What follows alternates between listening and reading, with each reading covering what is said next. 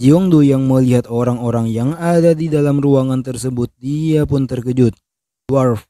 Salah satu dwarf berkata, pria yang bisa menembus ilusi itu memang tidak bisa diremehkan.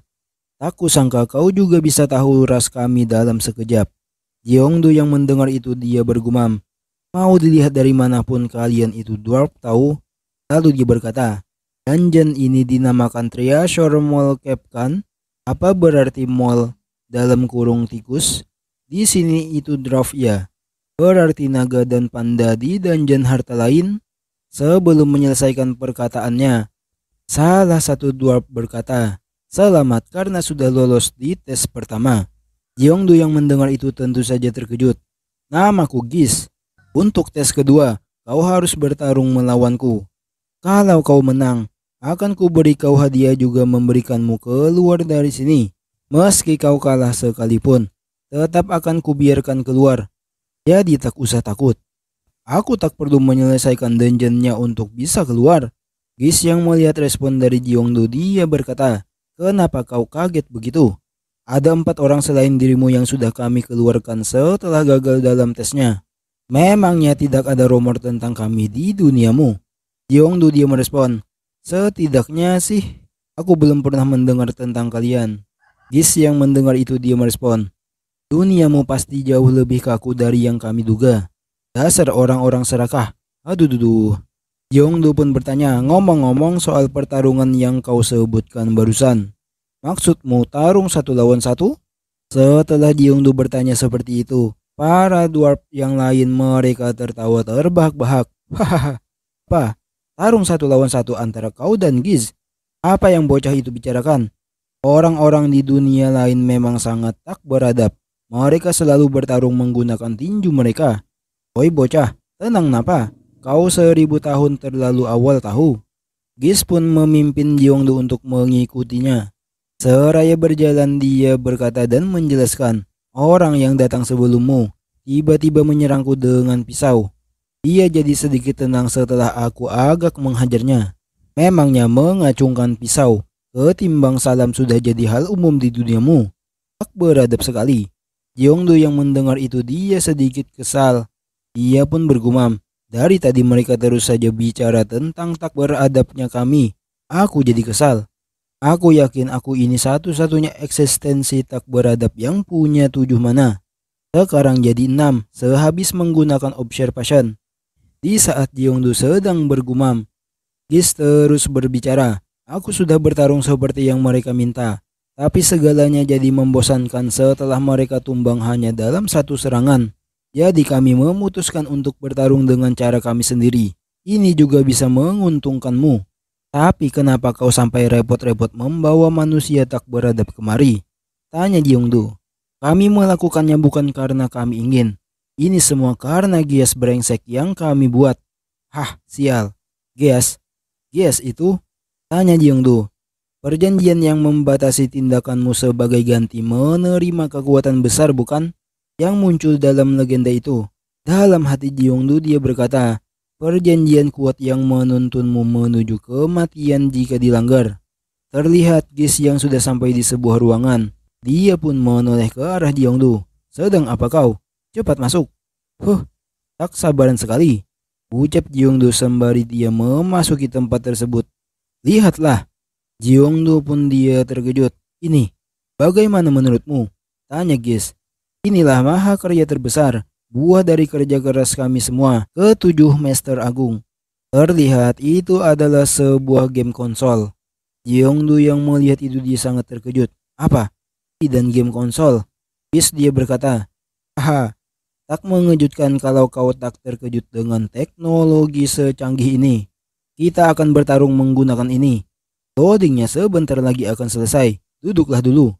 Jeongdo dia bergumam, meski aku seorang pro gamer sekalipun, berapa besar kemungkinan aku bisa menang dalam game yang belum pernah kumainkan ini?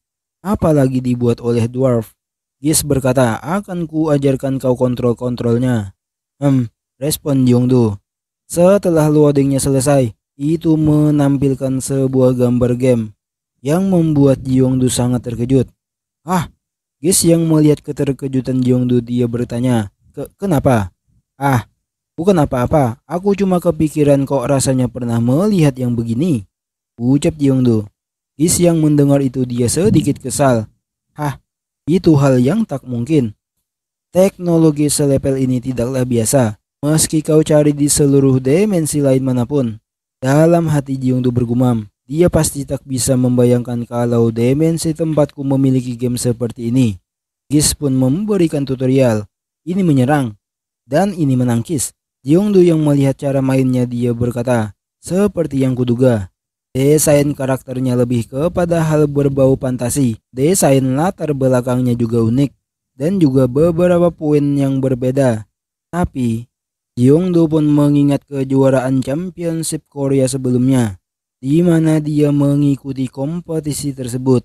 Game tersebut adalah Legend of Legends.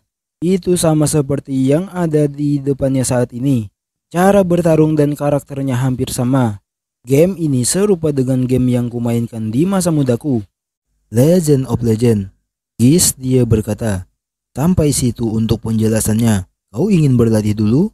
Jeongdo dia menoleh seraya tersenyum. Ah, tak usah. Kita langsung saja bertarung. Ais, kau sudah menyerah lagi. Terserah maumu saja. Gis pun dia melemparkan stick ke arah Jeongdo. Lalu melanjutkan, orang dari dunia lain ternyata tak punya kegigihan. Aku sangka kau akan menyerah sebelum pertarungannya dimulai. Jeongdo dia menangkap stick tersebut. Jeongdo dia sangat bersemangat untuk bermain game. Sistem memberitahukan, permainan akan dimulai. Talent game diaktifkan. Seluruh status akan meningkat 100% saat sedang bermain game. Jeongdo berkata dengan serius, yang harus menyerah bukan aku, tapi kalian. Aku adalah seorang pro gamer yang meraih posisi kedua lewat murni kemampuan tanpa peduli dengan strategi. Beberapa waktu setelahnya terlihat Gis yang tampak frustasi. Semangat dari wajahnya sebelumnya itu menghilang. Tidak bisa dipercaya. Aku tak bisa menang satu kali pun. Jeongdo dia tersenyum puas. Seharusnya ini sudah cukup kan? Bukannya kau harus sudah mulai menghitung hadiahku? Aku sangat menantikan besarannya. Karena ini dari Dungeon Harta Dwarf. Sebentar, sekali lagi. Tidak, 3 kali. Ucap Gis menawar. Kau sudah tahu kan itu tak ada gunanya. Respon Jeongdo. Itu. Teman-teman Gis berteriak. Tunggu manusia. Kami selanjutnya. Hidungmu kepanjangan cuma karena baru mengalahkan Gis. Dia yang terlemah dari kami. Ketujuh Raja Surgawi. Jeongdo yang mendengar itu dia bertanya. Memang harus? Katanya aku cuma perlu mengalahkan Gis. Aku tak punya hasrat untuk buang-buang waktu kalau tak ada untungnya bagiku. Berikan saja harta yang kau janjikan padaku. Mereka yang mendengar itu berkata, iya sih, tapi ini semua salahnya Gis. Hasilnya sama saja kalau kalian yang melawannya. Ucap Gis dengan kesal. Baiklah manusia, kalau kau juga bisa mengalahkan kami. Kami akan memberimu sesuatu yang jauh lebih baik dari yang ingin kami berikan sebelumnya. Hartanya ada lebih dari satu? Tanya Jeongdo heran. Karena si kadal dan si beruang itu memberikan sesuatu yang acak dari penyimpanan mereka. Kami juga berpikir untuk melakukan yang sama. Jeongdo bergumam. Sepertinya mereka sedang membicarakan tentang dungeon naga Inggris dan panda Cina. Memangnya ras dunia lain bisa saling berkomunikasi meski ada di dungeon yang berbeda ya? Kalau kau bisa mengalahkan kami, akan kami buatkan sesuatu yang eksklusif untukmu. Kami ketujuh Master Agung akan mengangkat palu tempa kami demi dirimu. Bagaimana? Tidak lama kemudian, terlihat mereka yang sudah kalah semuanya bermain game dengan Jeongdo. Bohong, kami tidak bisa mendaratkan satu serangan pun padanya. Bagaimana ini bisa terjadi? Jeongdo pun berkata dengan canggung. Walah, aku bermain tanpa memikirkan level musuhku. Soalnya aku tak beradab. Game itu harusnya menyenangkan bagi semuanya. Jadi selanjutnya aku cuma akan menggunakan 2 jari saja. Gis pun berteriak. Berhenti di situ. Dasar brengsek. Apa boleh buat? Tetap diam. Aku harus menganalisamu terlebih dahulu. Terlihat Jeongdu yang masih bersemangat setelah mengalahkan mereka. Gis pun mulai menganalisis Jeongdu. Lihat statusmu itu. Kau masuk dungeon sendirian berbekal status seperti itu. Total 7 mana.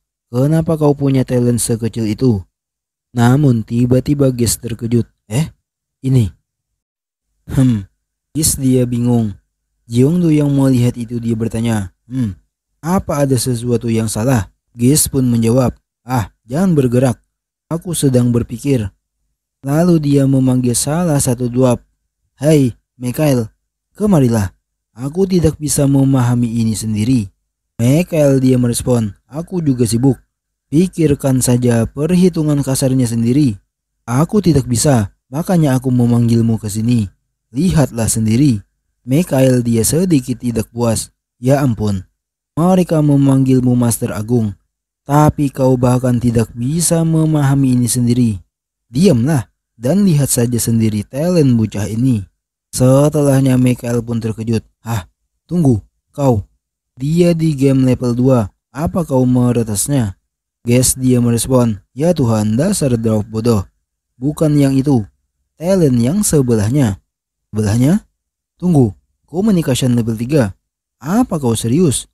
Jeongdu dia heran. Apa level 3 memang sehebat itu? Mikael yang melihat ketidaktahuan Jeongdu dia berkata, apa duniamu tidak memiliki konsep level untuk talent? Jeongdu dia merespon, aku baru saja mengetahui kalau talent ternyata juga punya level.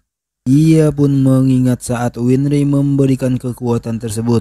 Winry pernah mengatakan, tentu saja tidak. Sir Jeongdu, Anda adalah seseorang yang sangat berharga. Karena Anda adalah orang kedua yang membangkitkan communication level 3 sejak awal pembentukan alam semesta. Tolong terimalah hadiah yang diberikan universe pada Anda dengan rasa hormat yang tak terbatas ini. Gis dia merasa prihatin. Ya ampun, seberapa terbelakang duniamu itu sih? Dengarkan baik-baik. Kalau kau mengasah talent dan skill Anda dari generasi ke generasi, kau akan mencapai level 2. Tapi level 3 benar-benar dalam dimensi yang berbeda. Sebagai contoh, kalau kau memiliki swordmanship level 3, itu berarti adalah akar dari semua swordmanship.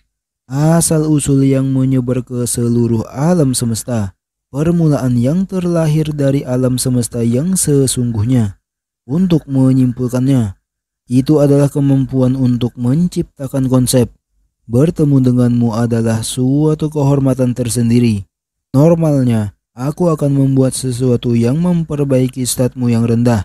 Tapi level 3 itu terlalu rumit, jadi aku memanggil Mikael. Dia bisa melihat masa depan, jadi dialah yang terbaik dalam menghadapi keadaan ambigu seperti itu.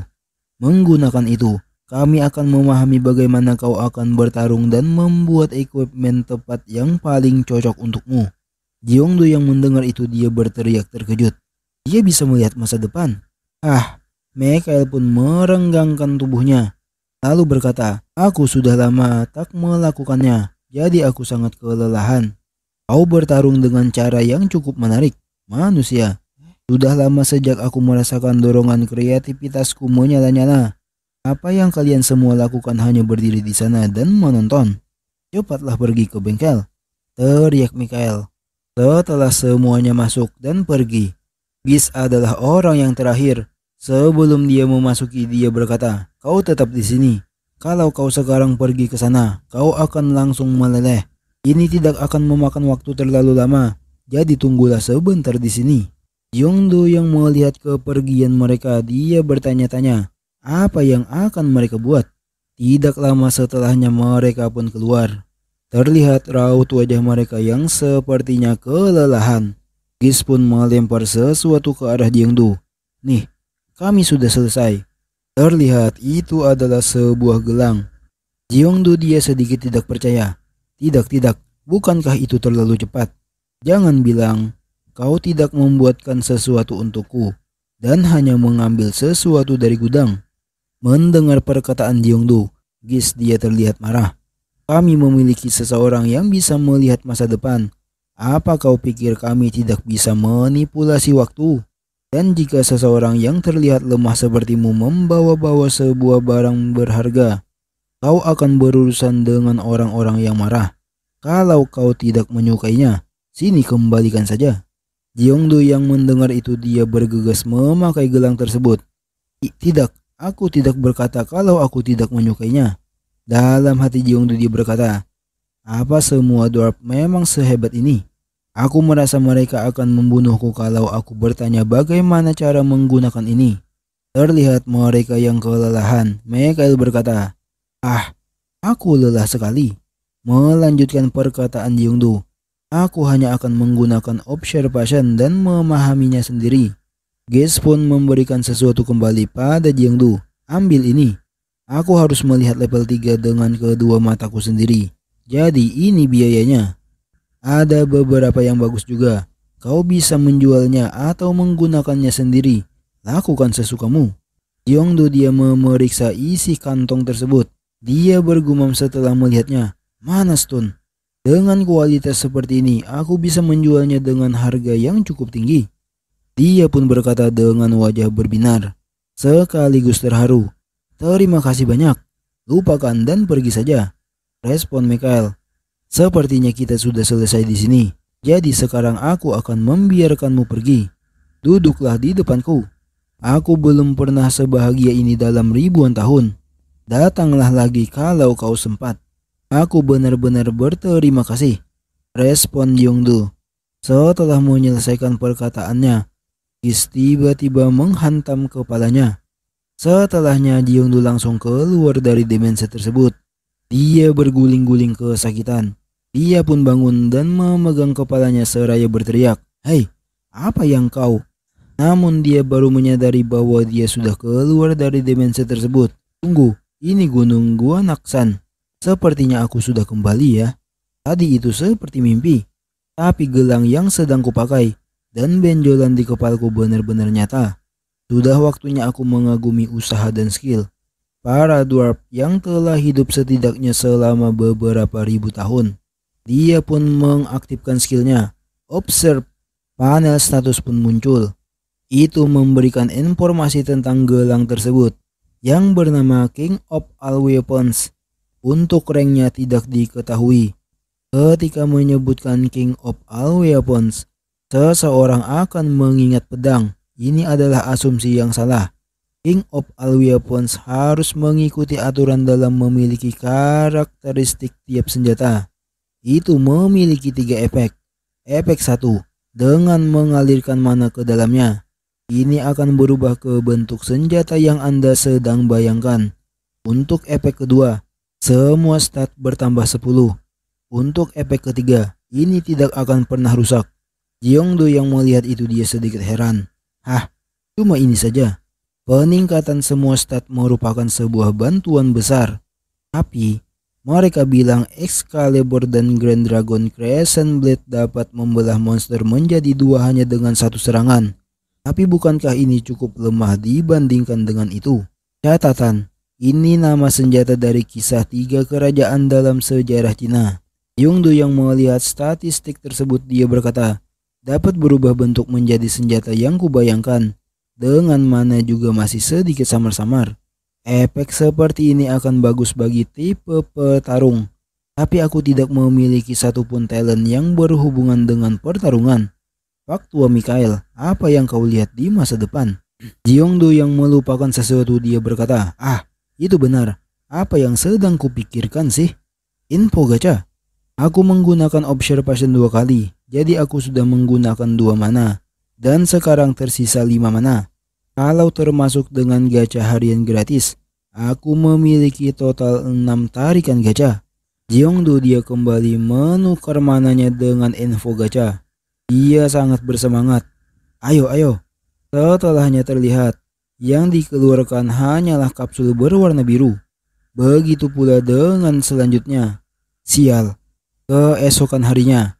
Selamat pagi semuanya.